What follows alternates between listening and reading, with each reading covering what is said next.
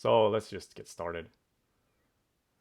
So hello everybody, welcome to Hege Hangouts for Friday, August 15th.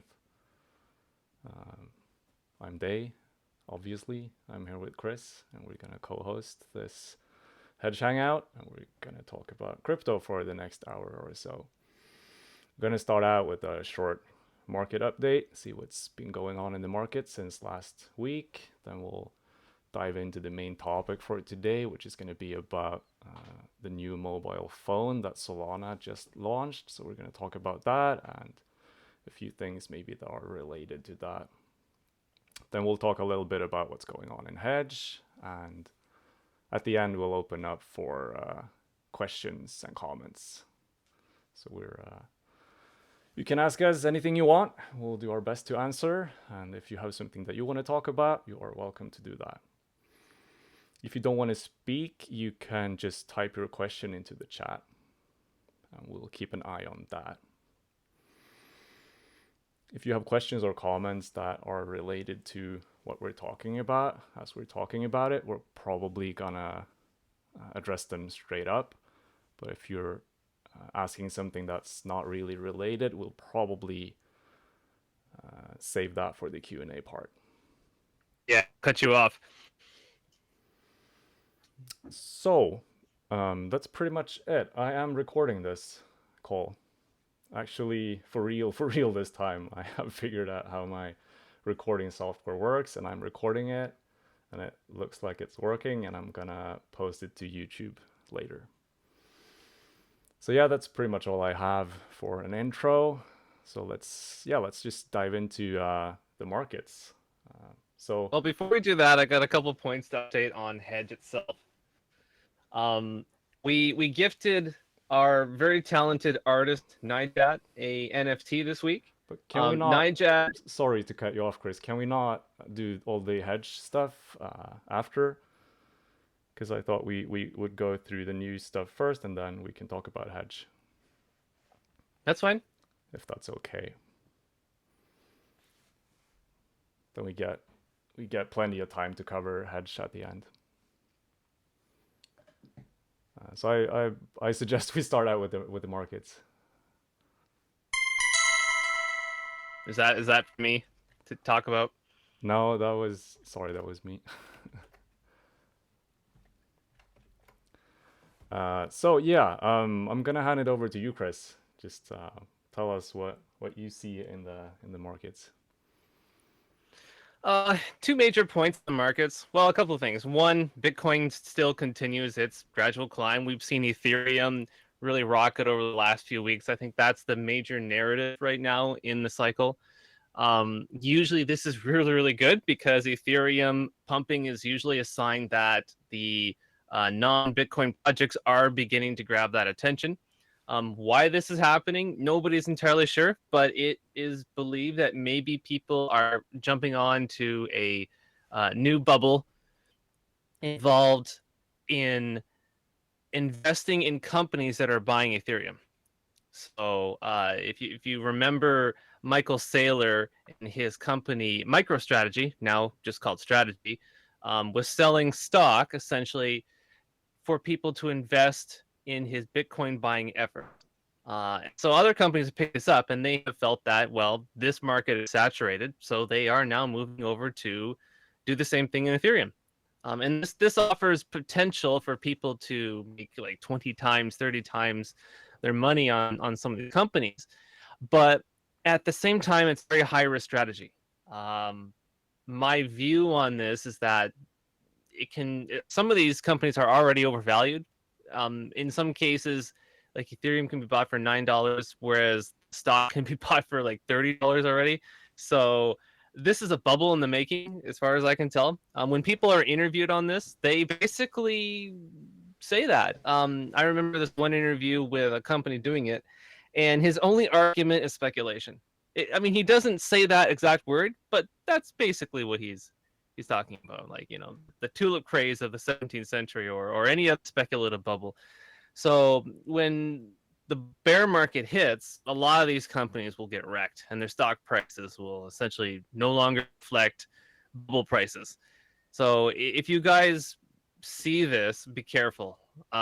Be very, very, very wary about your investments in that, because it definitely sounds very scammy.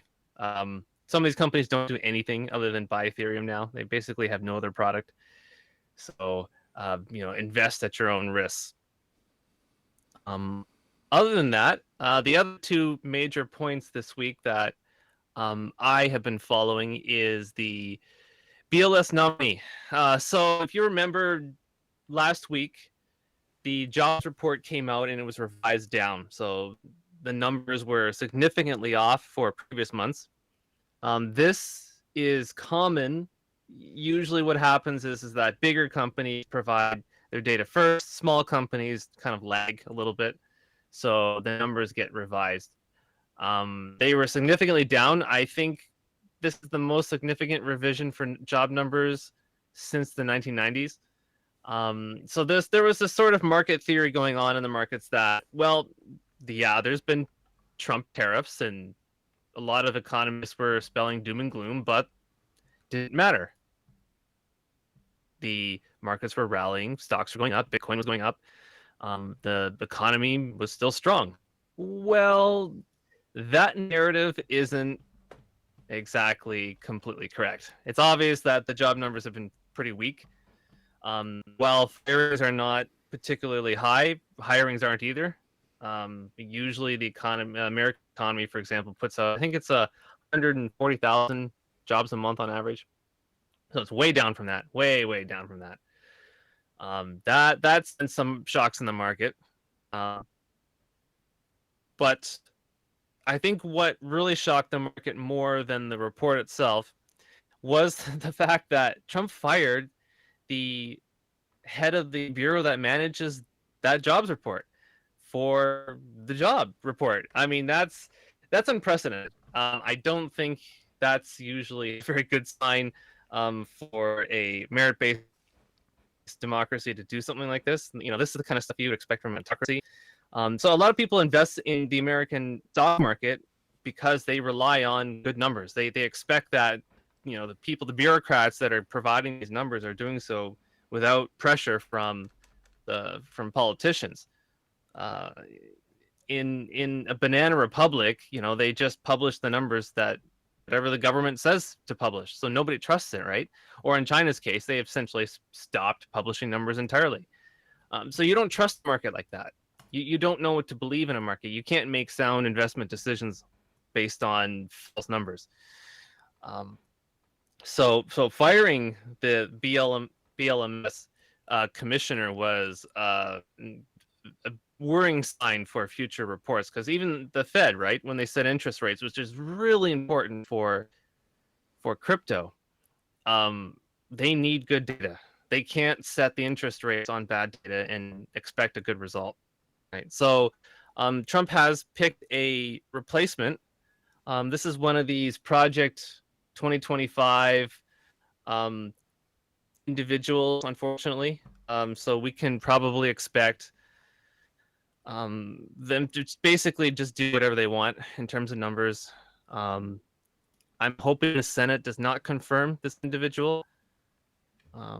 So his administration does have this tendency to find individuals who are like essentially trolls or clowns to whatever they're trying to do. So Kennedy would be a good example of that. For the health department, right? He's an anti-vaxxer. So not good. Oh, he's also from the Heritage Foundation as well. So they've been behind a lot of really questionable stuff in the administration. So that's what I have for that. The other thing that came out a couple of days ago now is the PPI report. So the Producer Price Index, or PPI, surged last month, far outpacing economists' forecasts, suggesting that the President Trump's tariffs are starting to significantly drive up the cost of imported goods. So we didn't see much inflation for the first few months of the tariffs implementation, but I think partly that was the case because, number one, they were delayed for a lot of these tariffs. Trump put in essentially like 30 days or 6 days or 90 days delays depending on the country. Second, a lot of importers were buying up product in huge amounts before the tariffs were implemented. So prices would not reflect that. But a lot of those supplies are now going to be running down. Companies will have to buy at the new rates going forward. And essentially, tariffs are a tax on consumers and businesses. So we're going to see price inflation. Now, that could basically lead to just general US dollar inflation. And that has far reaching consequences for anybody who has investments. Um, Higher inflation rates, as we've talked about in the past, will probably result in the Fed not easing monetary policy. So meme coins, the hedge, altcoins are very reliant on quantitative easing policies. So like lowering interest rates. We don't have that happening, and we've already skipped through two or three of these Fed meetings this year and not had those rates reduced. September is the next meeting. Everybody was hoping that, yes, the rates will be reduced in September, but the PPI data is very worrying. That really puts pressure on the other direction to keeping interest rates as they are. In the past rallies, we've seen a lot of quantitative easing. We've seen a big mountain of global money, and that really helps meme coins and crypto in general. We don't have that this time around, and that could lead to a smaller rally. I mean, there's no way to beat around that bush. That's kind of what we're looking at. Dave, do you have any comments on that? Yes, I have. uh, so, as you guys know, I mostly look at charts, right?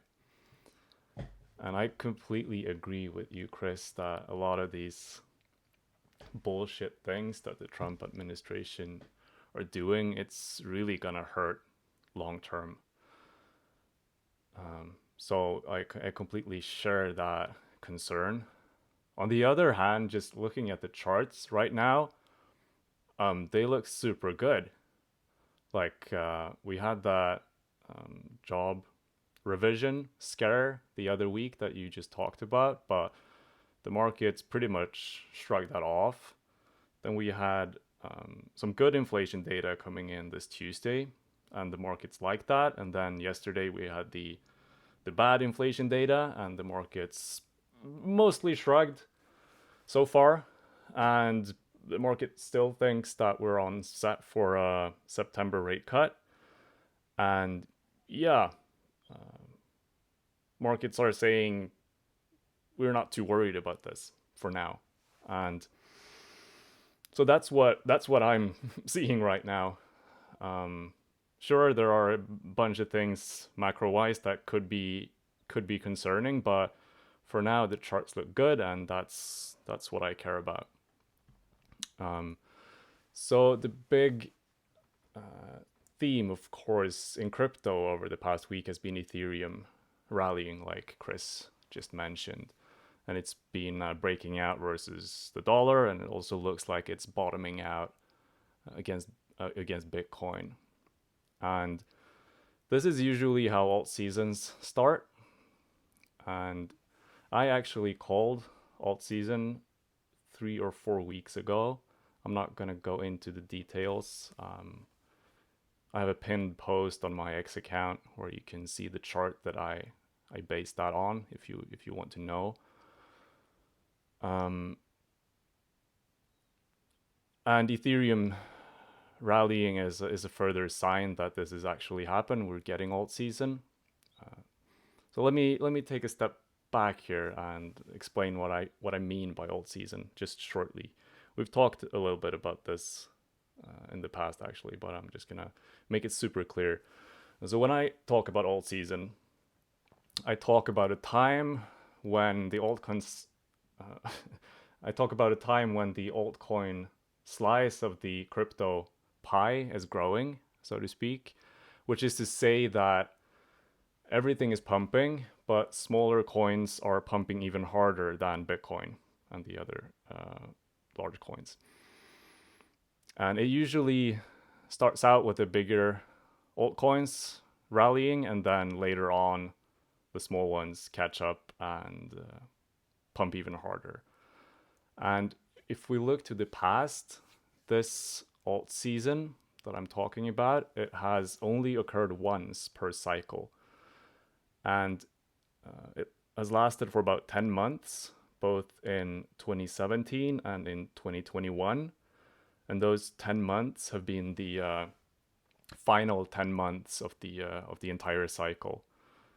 And when Altseason stops, then the cycle top is in. And I think that's what we're seeing now. We're seeing the final Altseason part of this cycle. And ETH starting to rally is one big sign of that. Another sign in the charts this week has been the Bitcoin dominance, which means the Bitcoin market share of crypto has been dropping below 60%. And if we look at the daily chart, it put in a topping pattern. And Bitcoin dominance topping out, that's what starts Altseason. So yeah, I'm still super bullish here, despite all the macro stuff that Chris is talking about, because that's what I see in the charts. And so if we look back to history, what can we expect from here on out?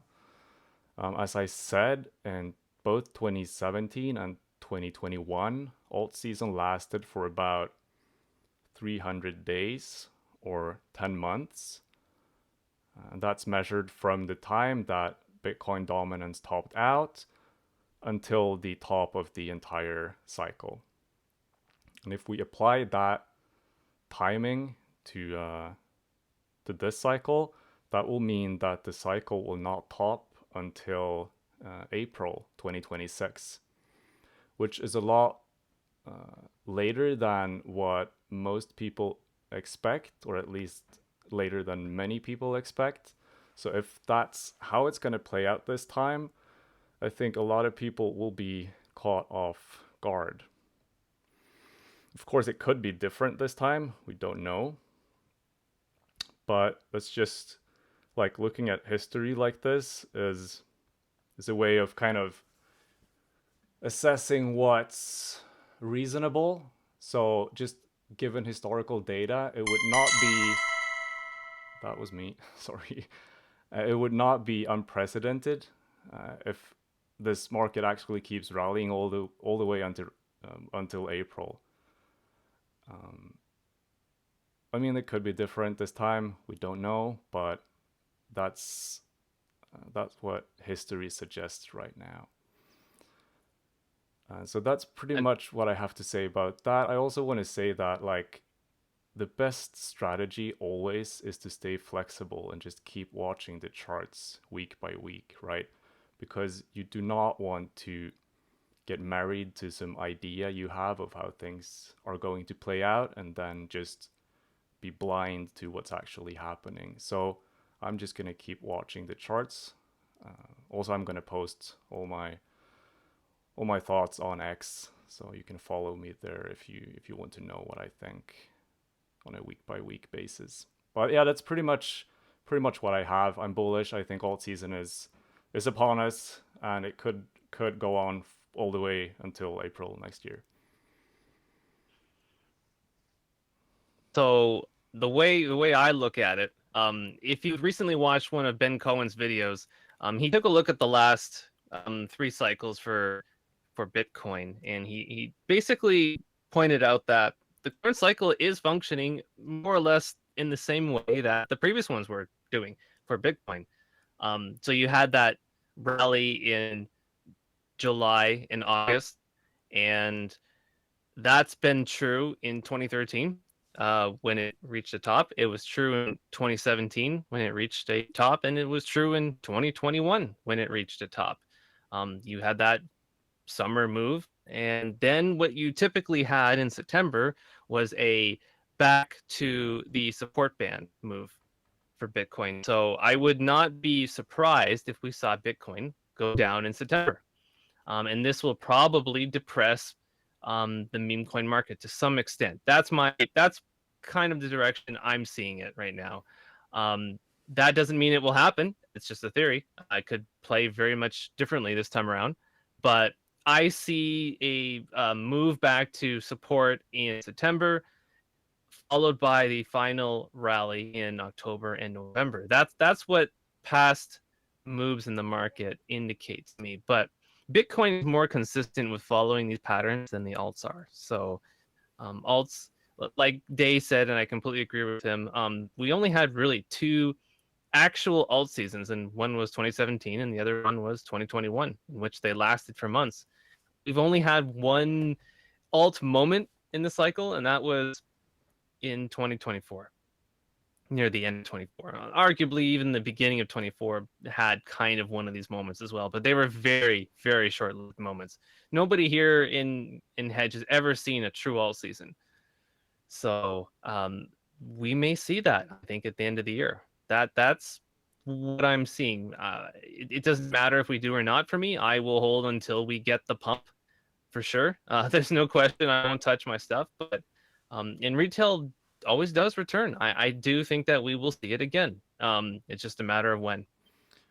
Right. Yeah, I agree. So what I might add, just a short note, is that if this is truly alt season, what will happen is that ETH will keep rallying, as I probably said, and then later on the other alts will start to catch up. And then we'll also see retail start coming back. And by retail, I kind of mean the normies, so not the crypto degens that we are, but just people Yep, who are not have not been into crypto before, or maybe they were into it a bit, but then they kind of lost interest. As markets keep pumping, they will come back and they will provide the fuel for the real rally. And as for like absolutely. timing pullbacks, I don't really have an opinion about that. I mean, we'll probably get sharp pullbacks along the way, and people will get scared and they will sell, and then we'll keep on rallying again up to new heights, and they will FOMO back in again. That's usually how it is. But timing wise, I don't really have an opinion about when we will get these pullbacks.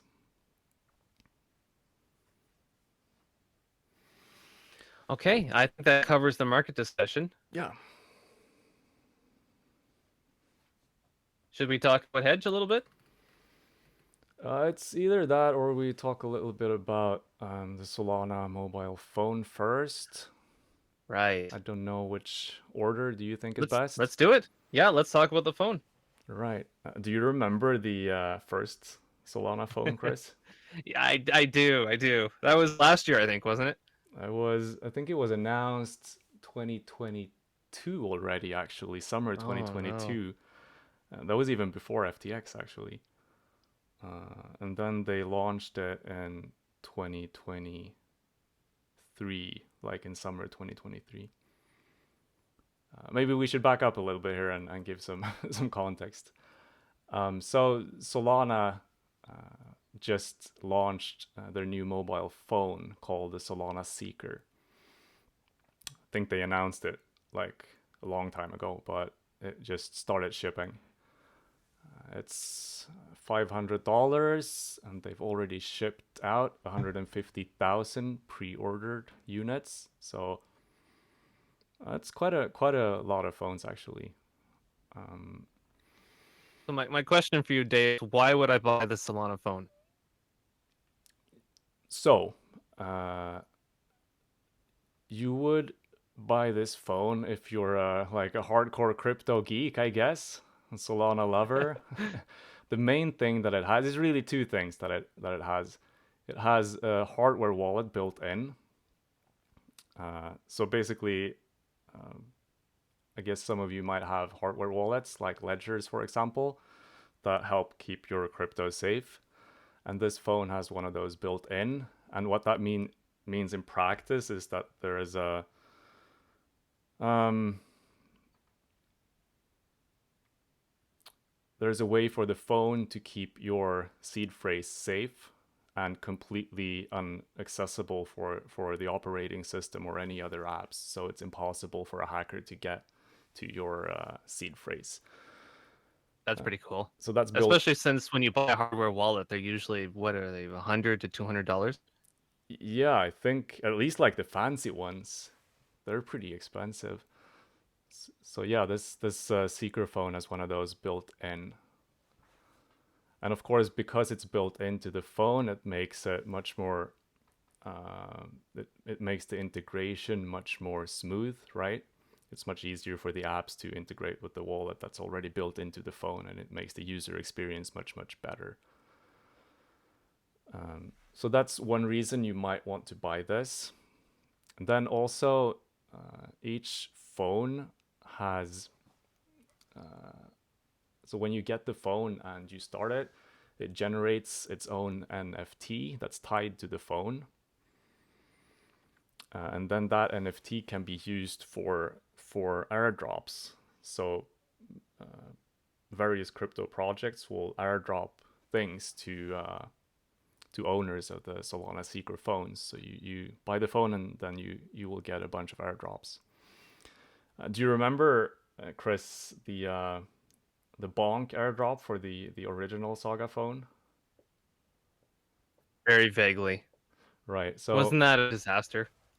no, it wasn't. So this is the Solana Seeker is Solana's second phone. It's made by a company called Solana Mobile, which is a spin-off from Solana Labs, which were the original creators of Solana. I dropped a link of that into headquarters, by the way, if anybody's interested Right, in looking at it. right. Yeah, so this is their second phone. The first phone was called the Solana Saga, and as I said, it was announced in 2022 and then it shipped in 2023. And it was pretty expensive. I remember seeing it get announced, but it was like $1,000, so I didn't get it. And it was like it was not a great phone. I think it was kind of decent, but it was expensive. It was kind of bulky. Like it wasn't super attractive. So they had a lot of problems selling it. It sold pretty slowly, and then I think they lowered the price to like $600, but it still didn't sell very well. But then what happened was that in late 2023, if you remember, Bonk really started to rally like a lot. I guess that was like the first Yep, meme coin kind of season. of the cycle. Yeah.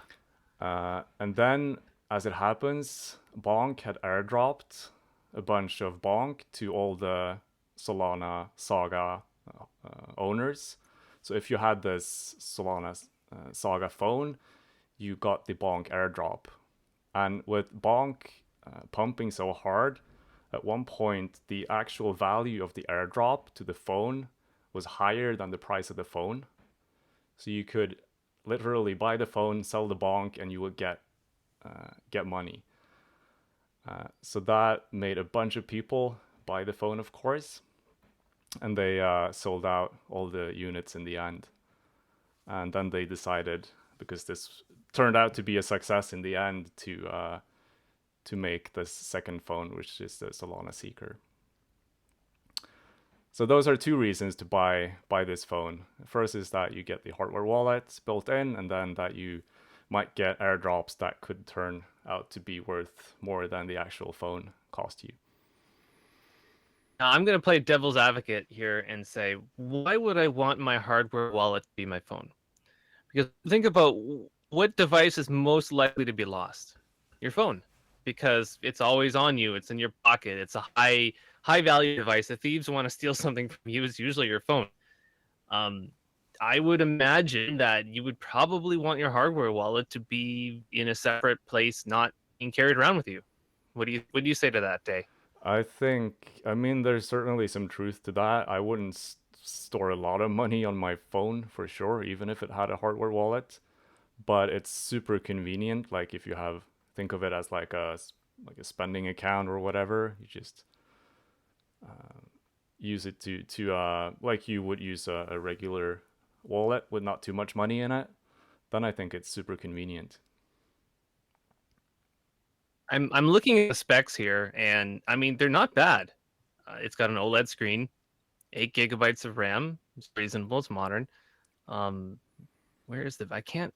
Usually these things show up on GSM Arena. I mean that's a great site for just comparing specs on a spec sheet, but I can't find it on GSM Arena. I'm just finding like AI summaries and a couple crypto related, like KlueCoin here. It's got an article on it, but I don't know what the battery capacity is in this thing.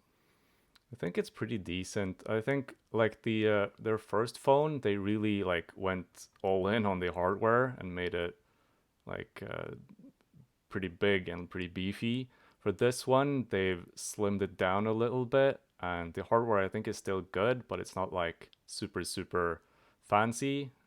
Uh, but it's good, and the reason for that is because they understand that for many people that buy this phone, it will be their second phone because they might not want to part with their iPhone, for example. Yep. And It's so actually they, kind of smart to downgrade it a little bit. I'm looking, I found a comparison where it shows the Solana Seeker versus the Solana Saga, which was their original phone. So the original one was, like you said, $1,000. This one's 450 to 500. Both had OLED, but the Solana Saga was bigger. Um, just says longer battery life and then moderate battery life, whatever that means. RAM 8 versus 12. 12 was on the older one. 128 gigabytes versus 512. So, given the year this came out, I mean, these are some serious specs in the Solana Saga.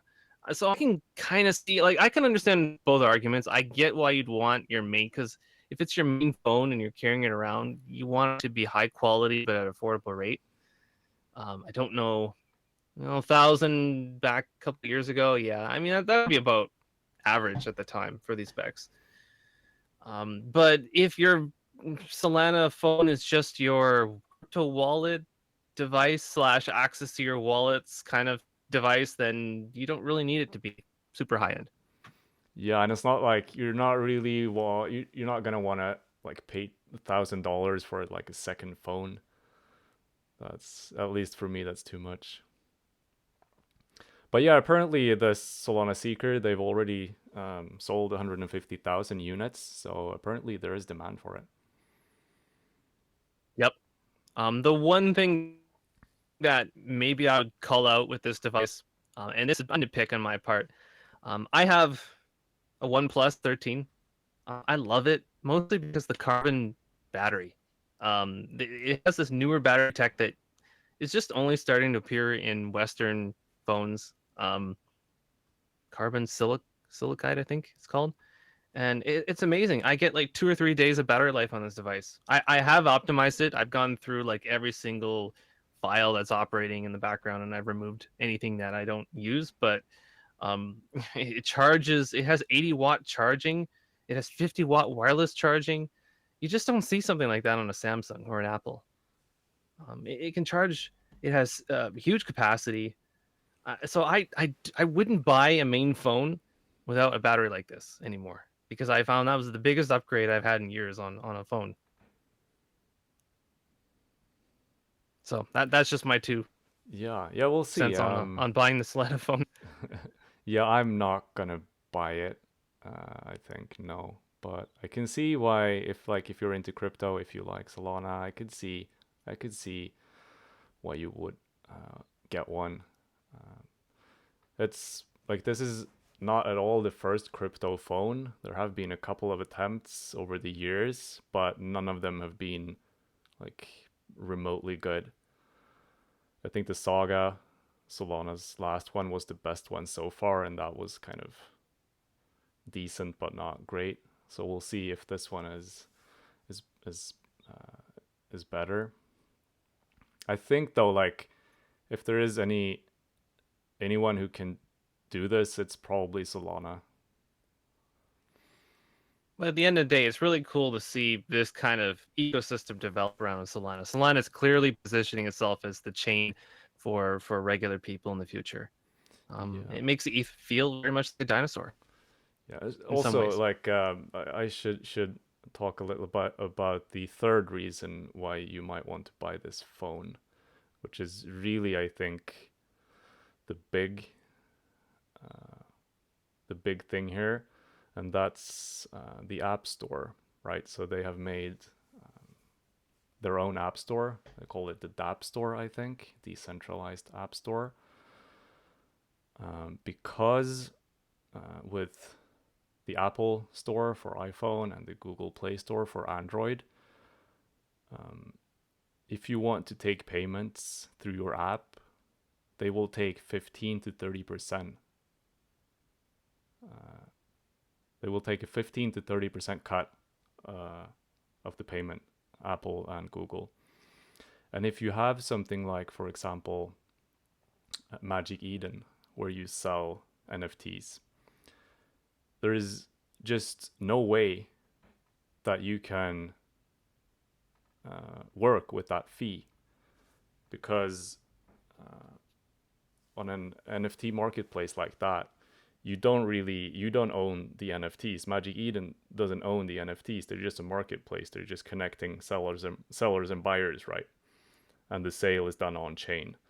So they just, it's impossible for them to add a like 30% markup on an NFT sale, because nobody would buy it through the app, right? They would just go to the website instead and get it 30% cheaper. So the whole model is just, it doesn't work for crypto. And that's kind of the big issue that they want to solve. They want to go up against this app store duopoly, with Apple and Google having walled gardens that control way too much. So that's kind of the long term big thing here, I think, that they want to create like a third alternative to the Google and Apple app stores, and make something more open and more decentralized with no fees. It's not only the fees as well. It's like, if you have a crypto app, it can be very difficult to get approved by Google and Apple with your app. And so this will make it easier for crypto developers to make like crypto native apps and distribute them to crypto native people. So I think that's a big thing here. Gotcha. Well, it looks like Flo just posted a new entry for our contest. Awesome. Okay, do we want to talk about our Curve DAO proposal to stop L2 developments? Nah, I think we'll leave that. It's too much to dive into. I think it's really simple. Yeah, I mean, it's simple, basically, but like you can for sure talk about it, but like there's a whole separate show that we can dive into about like the big picture. But yeah, you can mention it for sure. yeah, I think it just ties into our discussion about companies buying Ethereum, essentially. Um, this a lot of people's ideas about buying stake in companies buying Ethereum is about Ethereum's price appreciation, and a lot of that ties into how this market in Ethereum is growing. But it's not that simple, really. The L2s is a temporary bolted-on solution to the problem of Ethereum's transaction fees and slow transactions. Um, but what's happened here is that instead of it concentrating, because the idea is when you do transactions, there's some supply that's burned. I know Day can talk a little bit more about how that works, but this has essentially diluted the market for Ethereum in a sense, and a lot of these transactions have moved over to the L2s like Arboretum, but they don't necessarily benefit Ethereum as a whole. So while staking will produce more Ethereum, is some of this would be burned through transactions, but because they've moved off main chain onto these secondary chains, it's not benefiting Ethereum holders in the way that many assumed it would. So I think that the idea of kind of shutting down that area and reconcentrating back to Ethereum is the correct way to go for people who purely just care about speculating on Ethereum, which I think is 99.9% of people. They're not interested in all these little techie projects with dubious value. But it just goes to show you that the idea behind Ethereum is questionable. It does have, I would call it not first mover status as Bitcoin. It has second mover status essentially in the market as the silver standard essentially for crypto. But a lot of these arguments around its utility and way you're supposedly have a depreciating quality to Ethereum isn't as true as what was claimed because of this diversification in the L2 chains. That's my take on it. Essentially, I think people are going to be underwhelmed. Ultimately, it's just going to be mostly speculation that will drive the price up and down. That follows just general market dynamics. Um, so that's my position on that. Right. So I'm not gonna dive into this now because there's not enough time. I'm not very bullish on Ethereum long term, to be honest. But that's something we could dive into a lot in the future, because basically we have Solana versus Ethereum, where uh, these two platforms have taken a different route to scaling, and I think the Ethereum's kind of philosophy and route, I think that will not work out very well. I agree. And I Yeah, think, I see Solana eventually surpassing Ethereum. yes, me too. And part of that is because the focus on consumer adoption, which is what we've just talked about with the Solana phone. But I'd be happy Yep, to talk a lot more about like the tech stuff behind my opinion here, but we'll leave that for another time. sure. What do we want to talk about next? Hedge news? Yeah, I think so. Cool. Yeah, we can do that. So again, we have a couple contests running. We have the Reddit contest going on right now. There is 15,000 hedge for grabs for main prize. We also have an additional to 10,000 hedge prizes and best comment. Last time I checked, the main prize was something like 80 USD. Might have changed, but that's pretty good value for writing a post. So definitely, I encourage you to do that. If Flo's text here is to be believed, he's got entry number 6. So there's not a lot of people that have entered it yet. That contest goes on until this Sunday. And so when you do that, just tag it with the sorry, not at, but the hashtag Reddit August. So that way, Nick, who's here right now, can definitely check out your post and judge that. Um, so do that. Also, we have the sticker contest that's still ongoing. Again, that's $350 worth of USD of hedge. So get your pictures, get those stickers out, put your pictures up, and enter the contest for that. Right. There And is a couple of prizes related to that too. So do this. There hasn't been a lot of entries yet for that, so that money is definitely up for grabs. So yeah, we've had one picture again with the Coliseum in the background, or Flavian Amphitheater for you history nerds. That was really cool. But we could, there's always an opportunity there to surpass and have a better picture. So put those put those pictures into Telegram, and we'd love to see it. yeah, Definitely use my new stickers too. I think they're better because they have the call to action and they explain a little bit more about what exactly they're looking at. So um, that can be available. I'm trying to get that onto the eBay store. The guy who's running it, I think it's called Yo-Yo is his name. yes. Uh, he's got like 1,000 of the original stickers and he wants to just sort of burn through those first. So that's understandable. So he's going to do that, but you can definitely just print off a copy of the sticker in vinyl paper, 8x11, 600 DPI. It'll cost like $1 at the at your local print shop. Yeah, I like And those those, stickers. They're cool. yeah, I think they're awesome. You can find that link on the Reddit account for Hedge. So just go to the FAQ link and community links, and it's right at the very bottom of that post. Right. And then we have the Hedge plushies finally live in the Yes. Hedge merch store. Big thanks to JB for taking them across half the globe. It's quite a nice backstory there, but Go check those out in the merch store. Then we had Drip Set, right, Chris? That just dropped. Yes, yes. Well, we've had a few of those, but I think are we talking about the hedge trash drip set, Yeah, or we talk? Well, we have a new one coming. the hedge trash one that just dropped like the other week, right? Yeah, that was a couple weeks ago now. But yeah, that was one where we worked very close with Elena. She's our resident artist right now. She's absolutely great. We have a new set coming. I don't want to spoil too much of that fun, but again, we have worked very closely with her. We found that strategy successful in the past, and I've talked about this. We just gave her basically the theme and let her run with it. But now we're kind of working very closely with her to design the elements of it, because her style is very cutesy.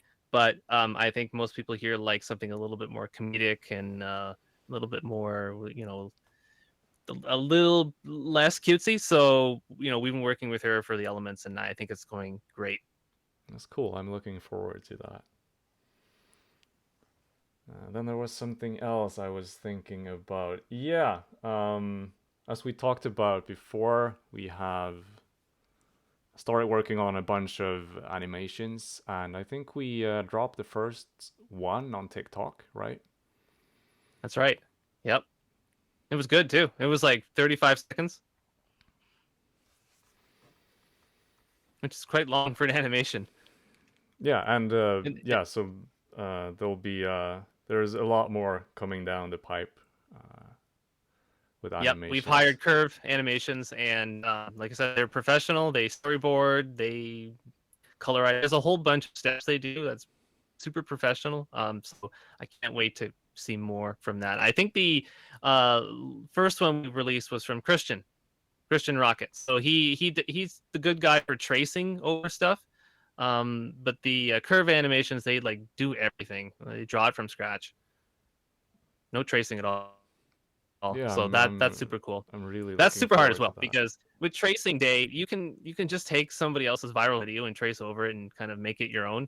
Um, and while that's good for TikTok, TikTok really likes that kind of stuff.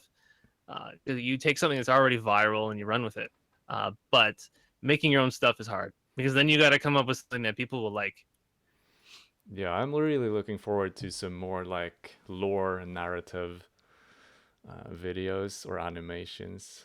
It's like I think it's good that we cover both areas here, both like the more lore stuff for people who are more hedge nerds, I guess, but also a little bit more like viral TikTok style animations as well. I think it's a good combination. Absolutely. Yeah, I want to see more stories. Well, that's tough because you have to do it right. You basically got to storyboard everything. You need to kind of figure out, okay, here's a timeline of Hedge. What did he do? Different years. You come up with this sort of foundation of the iceberg, right? But you only really, when you create the video, it's the very tip of that iceberg. Everything is, just preparation, and it's implied, or it's, little bits and pieces are pulled for your video. And then, it's up to everybody to sort of piece together that story. I always love that kind of storytelling. That's how you do it right, but it's all work. Yeah, so that's coming. I don't think I have anything more to add about hedge. Do you have anything else, I have Chris? one other thing. So we've always been talking about KOLs and talking, but somebody acted. So we got a guy the other day to do a short hedge video for like $30, and so it's super cheap.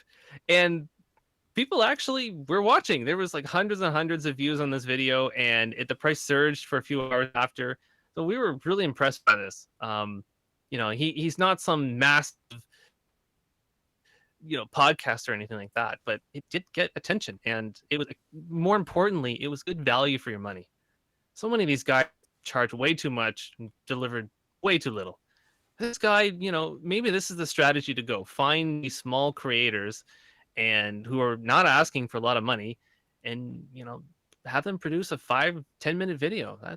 That could be the way forward for KOLs.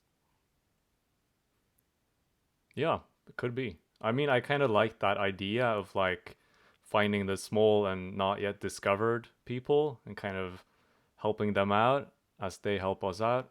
So it's kind of a win-win situation there. That would be like the ideal scenario for me. So I'd be happy to see more of that, of course, if we can find the right people. Yep. Yep. Well, that's all I have for Hedge. I think we can open it up now to questions. Yes, let's do it. Let's do it. All right, guys, if you have questions, just raise your hand and we will unmute you and you can talk. Or if you are shy, feel free to just ask them into headquarters and we'll read them out and we'll do our best to try to answer them for you.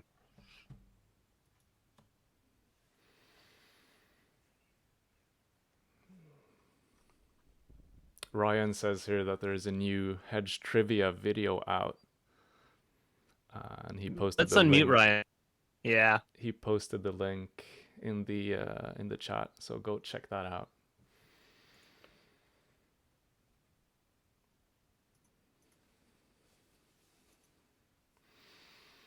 SR Ryan, do you asked, want to speak on that a little bit?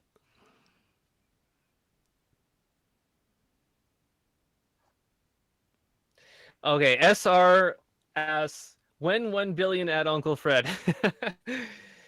Yeah, 1 billion. Yeah, 1 billion. Not too many projects to reach 1 billion, especially in the market right now. Who knows? I would not expect 1 billion this year. I'll put it that way. I think that's a reasonable assumption to make. I think the chance of that kind of thing happening would have required much greater liquidity and a longer sustained alt season than what we've seen this year. And that hasn't happened. So 1 billion, probably not. I guess what Doesn't I mean we can't can have a pump. I guess what I can say is that, like, if we get this proper alt season, things go like a lot more crazy than what you think they possibly can. And like then when you think it possibly cannot get any wilder, it does. Um but yeah, I don't know. I don't know when 1 billion either. Hello. Hey Ryan. Hey Yo, Ryan. what up? Yeah, I just want to talk about my hedge trivia. So I'm trying to get it, obviously, to get viral and whatnot. Um, so I just started with the uh like a program called CapCut. I think it's pretty popular. So that I just used it for the first time on this one for my video. And I'm trying to find ways for it to go viral because I haven't seen anybody do this before with the trivia to get the coin out there. Um, I think it would be good if I don't know if this is the way it is, but I think if you get more likes, then the video gets around more on Instagram. So that'd be good if people would like the video. I also put polls up there to try to get engagement. Like the poll is, do you think you would win this round of hedge trivia? So, and I try to make the last question cut out at the end, like I did with this video. Like before he was gonna answer, I stopped the vid, and I also added some stickers in there. So if Hedge could give me some stickers to I don't know if I save them and then bring them over to CapCut. If anybody uses that um, application, or if there's a different application that you know of to use, just message it in headquarters. So I'll look it up.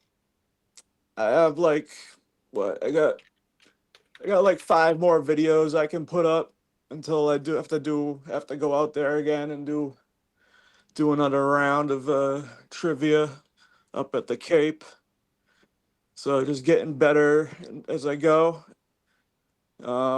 my first video had over 500 views. So whatever we can get out there, you know. So just to because that's they before the bull run happens, we need people to see the coin. We don't want to do after, because after I feel like it's too late. They already invested in their coin. Yep. So that's Question why. for you, Ryan. Yeah. Do we have, and I don't think I've seen this yet, can we get a clip of your, like, maybe pick the best one that you really like, and we can put that into YouTube on Shorts? Because I've noticed it's all portrait form, right? So Shorts would be kind of a really good place to get that in. Yeah, so where do I put the clip? Right on headquarters? Do it into the project chat. And I can, Chat. I think it's Justin who has access to that. So I tag him and we'll get it onto YouTube. If you can also do some videos in, I know this requires maybe 2 phones, but portrait mode, we can just add, because I noticed like your videos for these things are 2-3 minutes.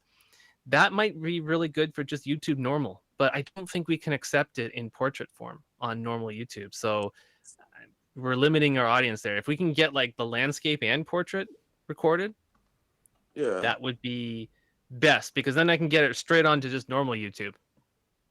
Can it be? It can't be edited to landscape just from It the video. can, but you're gonna cut out maybe half of the video essentially. Okay. Yeah.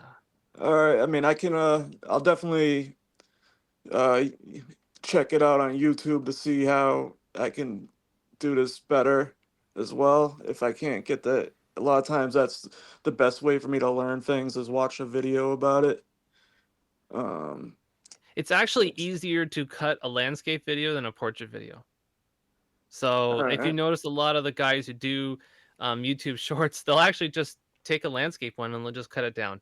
But when you have it in portrait, it's really hard to make that work.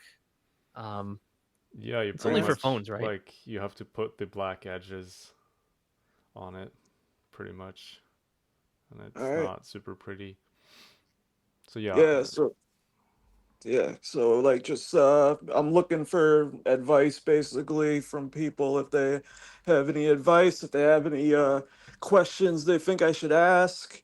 I got to start getting more questions for sure. Um. But I'm enjoying it. I actually do like doing it. I just I just want it. I just want it to be useful. That's all. I get you, and I really, really appreciate that. I actually enjoyed like, I've watched your clips. I think they're great. I really like the people you're picking. So you've been doing great with that. You're pretty natural at this, Ryan. So yeah, thanks for that. All right, I appreciate it. Yeah, so do portrait and landscape. That way we can get it on normal YouTube as well. I think I could maybe even cut like a funny moment and get it onto our Giphy account, which has like 44 million views at this point. So the more of that, the better. Get some cuts. I wish I could do this and help you with this project, but I just got to cut myself off in some of these projects. I've been taking on so many head projects that it's just too much. For software, people in the industry usually use either DaVinci Resolve or Premiere Pro. So those are the 2 like professional video editing applications yeah, and that are used to like edit big movies. Essentially, DaVinci is Yeah. they might be harder to use than this other program you mentioned. I don't know much about it. Flo seems to know more, but if you want to even just build skills to put on your resume, like if you know how to use Premiere Pro, that's a legitimate skill to stick on your resume. Yeah, and my sister's boyfriend is pretty good at this stuff, and he told me about one that's coming up. Um, I have to look at it. It is um, it's called Easy Slice AI. So that one's coming up. It's not quite out yet. But yeah, that's what I got. Thanks, Ryan. All right, we have another question here, I think. Let me grab it. Nick says when pump. Ivan says soon. SR follows up 5 billion. No idea. Tomorrow, I wish. SE asks here if we could airdrop Hedge to Seeker owners, and that's something we could look into. That would be that's a nice idea. Yeah, we'll definitely look into that. Yeah, how do we distinguish Seeker owners from non-Seeker owners? So the Because it's just a phone, wallet address, the right? phone generates an NFT that cannot be transferred. So whoever has that NFT in their wallet, they also have a phone, or only Okay, so only you're saying phone the wallets. NFT Yeah, so you address is unique to the phones, and yeah, it's so easy to find. exactly. So in the phone wallet, there will be Solana Seeker NFT. That NFT cannot be transferred off the phone wallet.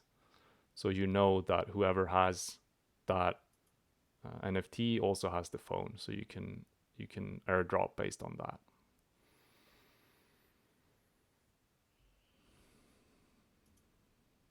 SE's made a new TikTok, obviously using AI, but it's amazing how much better the video generation is getting. I remember the first of these hedge generations. Oh, they were just terrifying. But this is not horrible. I'm watching it right now. It's what 30 seconds long. It's pretty good. They still get Hedgina's face really wrong, but Yeah. it really looks bad. I'm sorry, Yeah. but I don't know why it's doing that. It's so weird. I don't know. I haven't tried playing around with the video generation. Yeah. Okay. If you guys have any other questions, do so now. Otherwise, we will wrap it up. Yeah. Hedge Knight here says that he thinks we should do more with our YouTube channel. And we probably could do that. Yeah, absolutely. We do not have enough content on our YouTube. It's one of our social platforms. There's no question about that. Yeah. Like our Giphy has huge numbers, but our YouTube has very little numbers. But that's something where like Ryan can help with, right? Because he's got that. He's got those longer form trivia videos. That's perfect content for YouTube. We also used to do the market update in animated form last year. Yeah, I remember that. Remember that? That was being done by trying to jog my memory here. Anyway, he hasn't done them in a while. But I know that was a lot of work because he had to animate that stuff. Yeah, I mean that's what I remember that. I thought it was super funny. It would be awesome if we could do it, but it takes a lot of resources also, so it might not be worth it. But in general, I think YouTube is something we probably should focus more on because I think it will be like a lot of retail people coming into crypto now. They will do so via YouTube and not so much X, because X is like just a crypto bubble, right? There's not much. It's very difficult to reach people outside of crypto through X, but with YouTube, there's a lot more normal people that we can reach, Yeah. right? Yeah, that's how I've always felt about X. It's like a silo. So I mean, even all this the rating, right? It does have a return, but it's like fighting up a stream basically. Yeah, and also of course TikTok and Instagram are super important, but I think we're better on those than on YouTube. Yep. Yeah, our TikTok is one of the best in crypto. Yeah. Even our Reddit account, our Reddit subreddit is huge now. It's like 5,000 users. That's in the top 100 crypto subreddits, I think. So yeah, and we're Reddit doing will good in areas, probably but YouTube. yeah, Reddit is also great, I think, for people coming into crypto now. There'll be a lot more interest, a lot more eyes on crypto content on Reddit. That's how I found Hedge. Yeah, me too. Me too. Yeah, I Flo was is our expert here on Reddit. He is all over that. I try my best, but I So just you've want to done say, what, 6 entries, Flo, for the contest? yes, and I haven't seen anyone else doing it. So was I just think gonna you. say, if you have like 5 or 10 minutes, take my post, drop it into ChatGPT, ask ChatGPT to make a different version, and then post it in 5 different subreddits, and you will win the prize. Because for now, I'm the only person who has entered. So, guys, just we have amazing competitions, and just put 5 minutes of effort, and Well, I'm you'll win definitely the going to enter prize. And myself when I get some yeah, time, and that's probably today or tomorrow.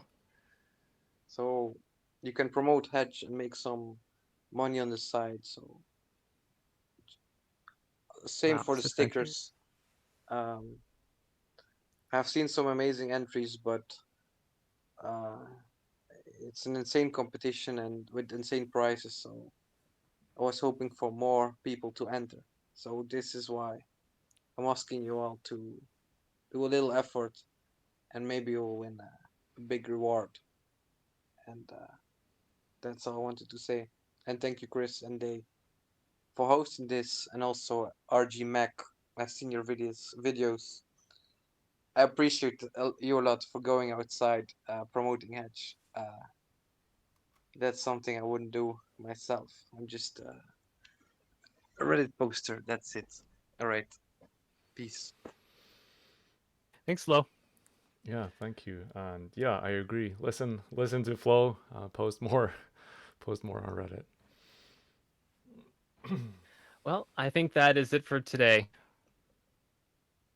So thank you guys for joining. Yeah, thank you, I know it's still everybody. the summer market and it's all just us G-Gens here, but I think everything is shaping up for a very strong fall season, and I'm still holding to that belief. Yeah, and we will be back next Friday.